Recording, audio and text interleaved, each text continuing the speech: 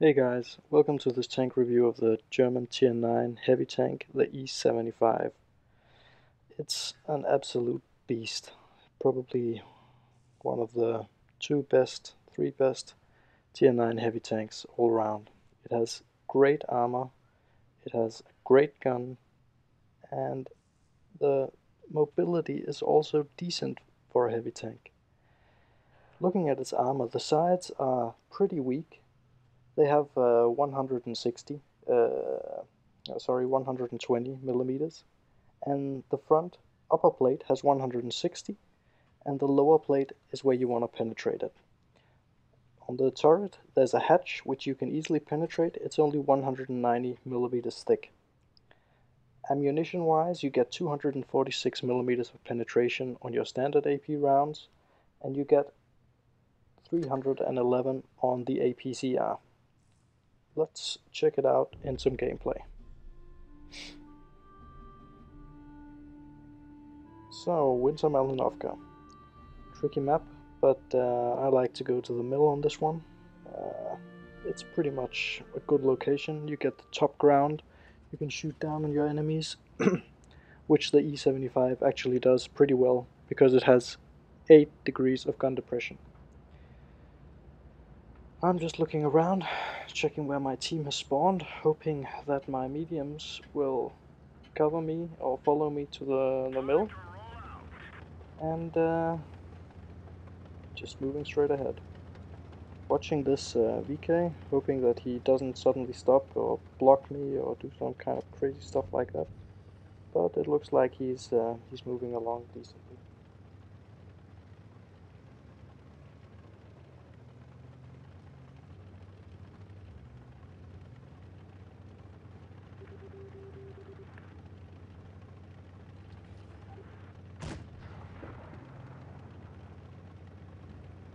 The SU-152, he's gonna try to defend the flank all by himself. I would have preferred if he had pushed with us, but okay, he's gonna get the spots on any enemies coming that way, and that might be useful, depending on how the enemies play it. And it looks like he's already spotted someone. That's the Leopard TA. And I'm hoping right now that he can send a big fat derp shell into him. But unfortunately it looks like he's just suffering a brutal death. So normally you have really nice confrontations up here at the mill. You can do some nice peekaboom. You have the ability to side scrape once you've cleared the initial enemies, and that makes this position very strong. Spot the KV4, trying to look for a shot on him, and I get it. I am a bit concerned, however, because we did have 4 mediums coming around the back, and we're already 2 tanks down, so I already know this is going to be a tough game. Looks like the Leopard, he's all the way in the back, and we have the KV4 down at the cap area. I'm hoping that my team can take him out, but maybe I should have helped them because it's a VK and it's a Tiger 1 and they're gonna have a very tough time penetrating the KV4. So I try to sneak in a shot, get one, but I take one in return, and judging by the damage, that must have been the E75. Who then, that means that he also flanked, which is pretty unusual. Right now you can see the position I'm in. I have this little slope in front of me, which is allowing me to cover my lower plate, but it's not covering my turret. The cheeks on my turret are 255 millimeters thick, and if they're not aiming for the cheeks, they could be aiming for the commander's hatch, which is only 190, as I mentioned earlier. So this is a rather bad situation for me. I'm getting outflanked now. 2 mediums below me, E75 in front of me, T54 in front of me. Take a big shot from the E75. But I give him one in return. Now I see that the T54, he's come in. to take down our leopard, and I know that the leopard has significantly worse DPM than him.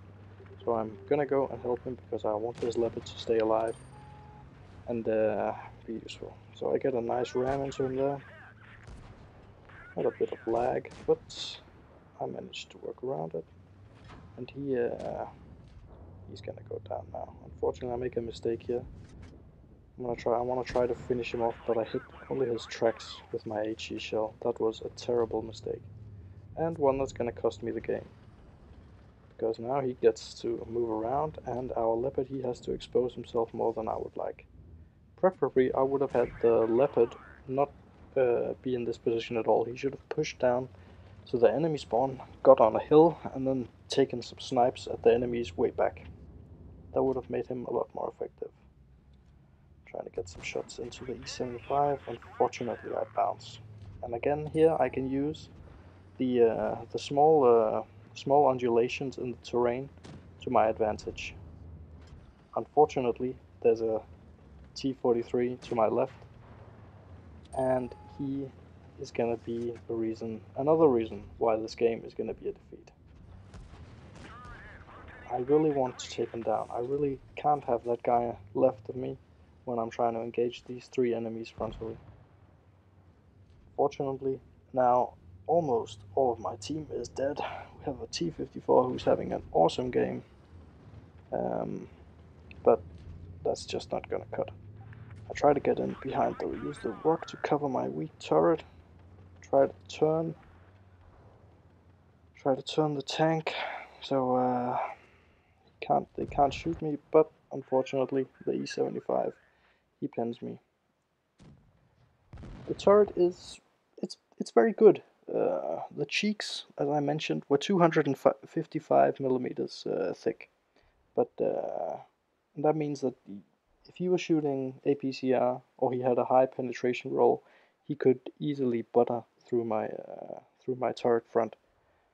Tanks like the T54 can do it without a problem. They can even take my upper plate most of the time.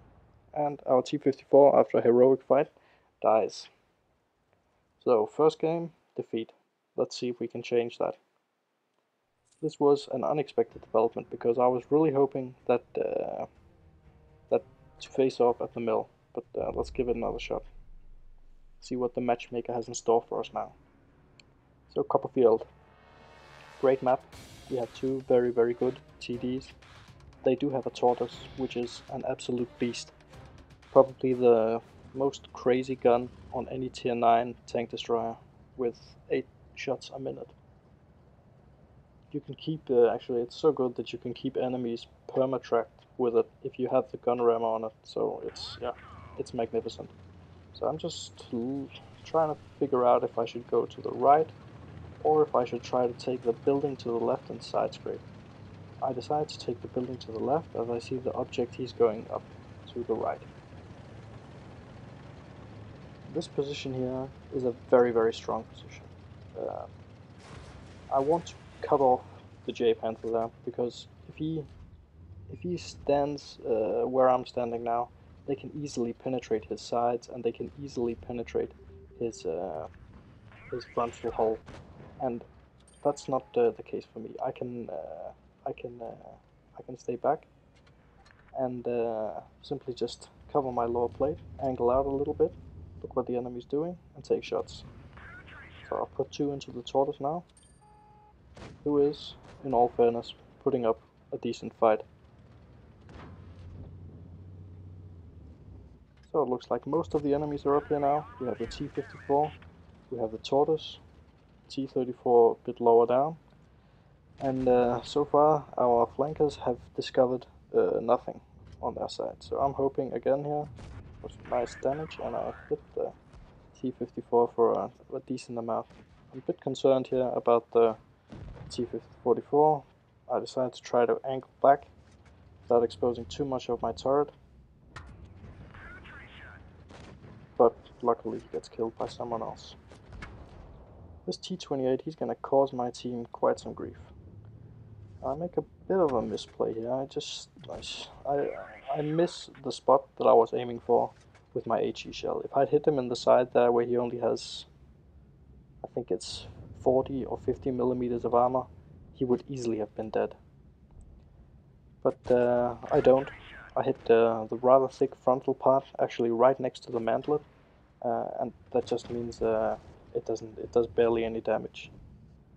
So as you can see, this position is very strong for the E75. Basically anywhere where you can side scrape effectively is amazing. And the enemies have been quite decimated, so I decide now it's time, let's push.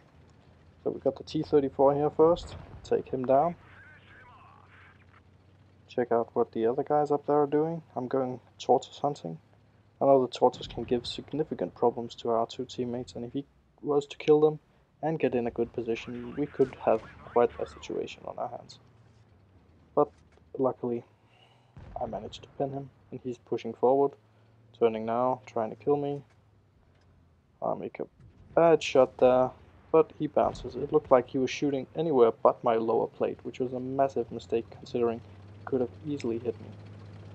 If you hit the E75 on the bottom, you have a very high chance of penetrating if you have anything over 220, 230 millimeters of penetration.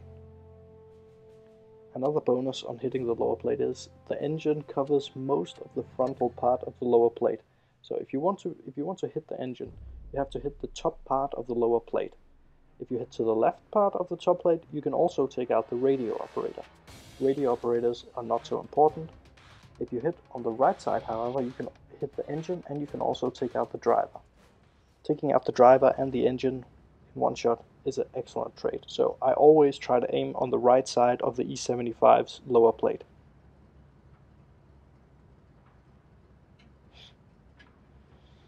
In this game I see that the enemies, they have 5 mediums. I'm thinking we better help out. I better help out my my medium friends here. And I can see that it looks like the rest of the team are going the other way. I try to communicate to my team and say the enemy has 5 mediums, so let's go this way and help the T-54 and the Indian Panzer. The T-54 here has a nice opportunity to get into a really good hold down position up there. I try to take a clutch shot here at the 54. Unfortunately, I bounce. So since my armor is very strong, I decide, let's go forward. We need to help these guys. I see then that the IS-8 is coming, as well as the KV-13. I would have shot the IS-8 if I had a shot. I know the KV-13, he's never going to penetrate me no matter what, so especially not at this distance. So I'm just thinking, okay, quickly take him out and up and support at the back side of the map. Luckily our T-54, he's doing a magnificent job holding back the enemies. I really want to go up there and get some more damage because I've only had landed 2 shots so far. That is one of the problems with the E75. The gun is very good, but the reload is substantially worse than on the Russian Tier IX heavy tanks. So this tank, you're barely doing, but you're doing 1900 DPM approximately, which is almost or even worse than the DPM of the Keni Utsu that I did a review of earlier.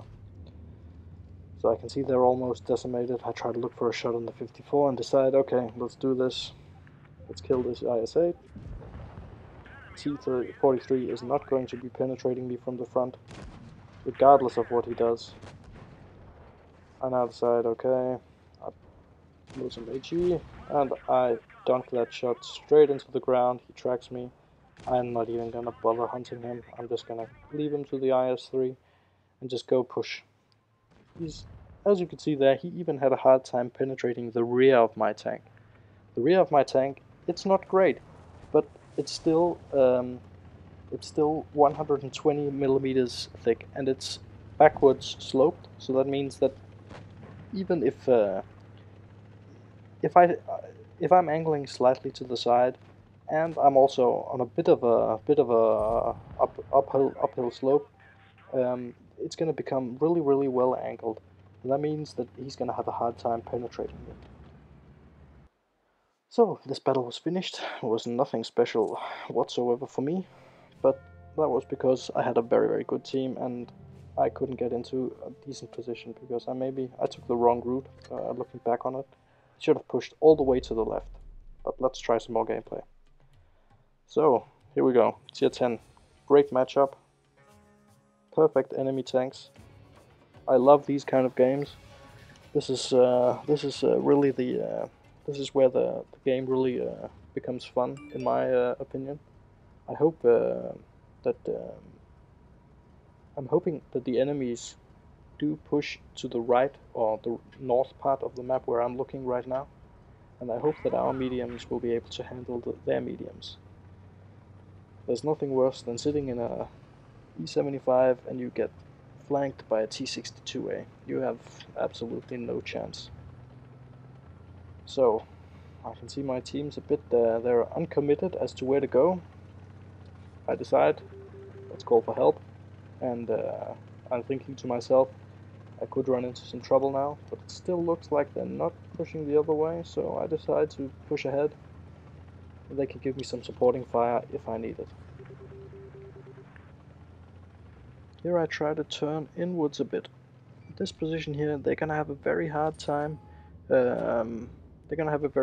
Hitting my lower plate.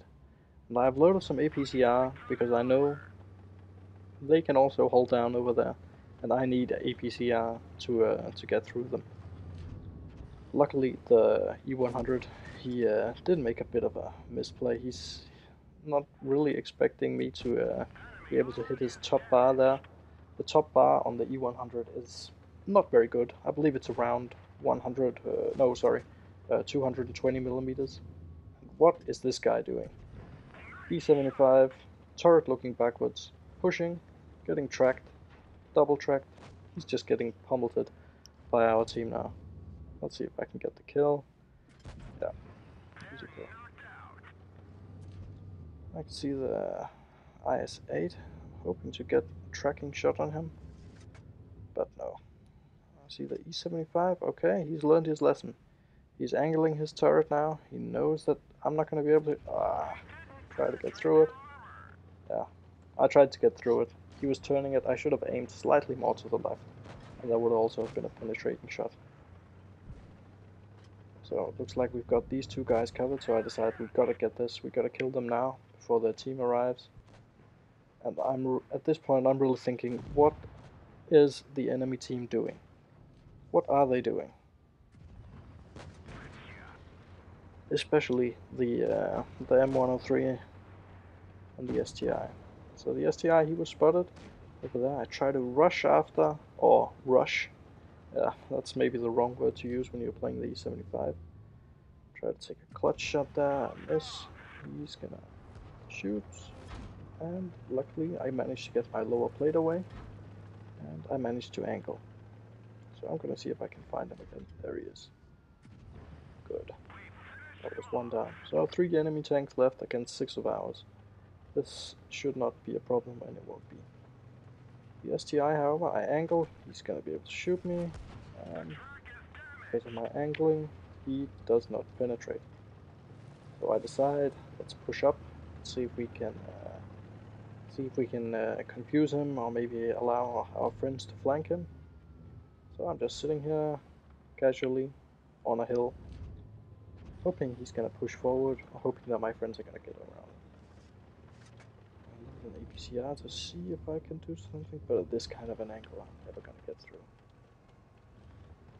And I see that the T62A has snuck up behind him. Perfect. So he took a shot. I'm gonna push up. Quickly change back to AP and give him a nice little follow.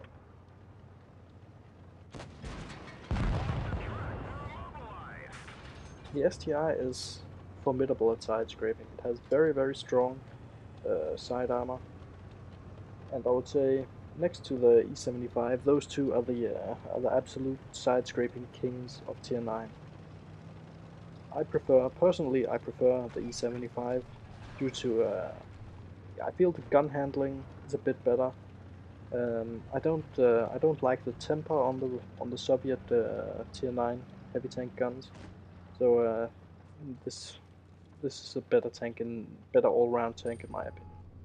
I make a terrible shot in just a second. My next reload.